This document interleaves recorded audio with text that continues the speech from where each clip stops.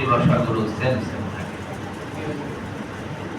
কোরআন পাক রহমানুর রহিম, যিনি কিয়ামতের দিন আদালত কায়েম করে একটা আদালতে তিনি রহমান শাসবেন।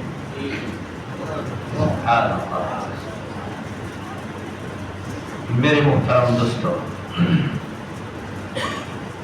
মহান আল্লাহ তাআলা বলেন আলিফ লাম মিম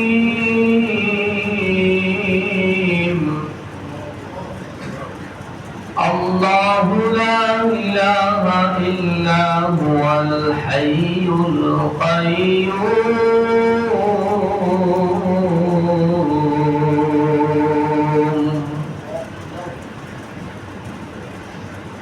এটা সূরার শুরু। সূরার শুরুতেই আল্লাহ তিনার পরিচয় দিয়েছেন। সুবহানাল্লাহ। এটা হলো সুন্নাহ। দুই কথার মধ্যে কোনো অহংকার নাই। একটা হলো আমি রোজাদার, এ কথা যত বলবেন কোনো অহংকার হবে না, গুনাহগার হবে না, আমি বলার যে সিস্টেম ওটাও হবে না। আরেকটা হলো আমি মুসলমান। আপনি খুবই সুন্দর করে লোক দেখানোর জন্য যদি এ কথা বলেন, তবু আল্লাহ তাআলা আপনাকে সওয়াব দিয়ে দিবেন। এই বাণীটাই ভালো, এই কথাটাই ভালো, এই স্লোগানটাই ভালো। আমার প্রিয় বন্ধু, মহান আল্লাহ তাআলা বলতেছেন আল্লাহু লা ইলাহা ইল্লা হুয়াল হাইয়ুল কাইয়্যুম।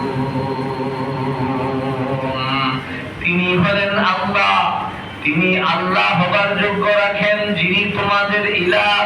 তিনি নামে হলেন আল্লাহ, তিনার সিফত, তিনার জাতি নাম হলো আল্লাহ। সুবহানাল্লাহ।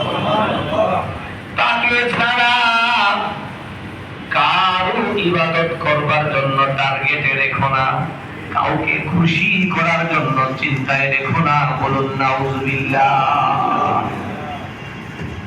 কোরআন পাকের একটা আয়াতের ব্যাখ্যা আমার আল্লাহ আরেকটা আয়াত দিয়ে করেছেন। বলুন সুবহানাল্লাহ। আপনি চলে যান এই আয়াতকে ধরে, চলে যান কোরআন পাকের মাইদা সূরার এক আয়াত। আল্লাহ বলেন ইয়া আইয়ুহাল্লাযীনা আমানু।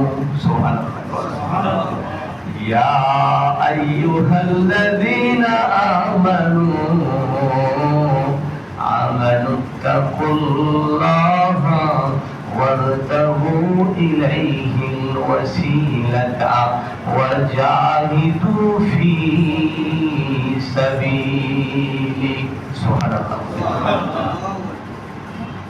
আল্লাহ বলেন আমি আল্লাহকে যদি তুমি মেনে মেনে চলতে চাও, তোমার জন্য আমি প্রেসক্রিপশন করলাম, আমি ব্যবস্থাপত্র দিলাম, 3 কাজ তোমার সারা জীবন ভর। সুবহানাল্লাহ। যখন তুমি ঈমানদারের তালিকাভুক্ত হলে তখন, এর আগে না। আল্লাহ ইয়া আইয়ুহাল্লাযীনা আমানু বলছেন, সরাসরি বলতে পারতেন লোক সকল ইত্তাকুল্লাহ, আল্লাহকে ভয় করো। আল্লাহ বলেন না, এই 3 কাজ এটা যারা মুসলমান হয় নাই তাদের জন্য না। কারণ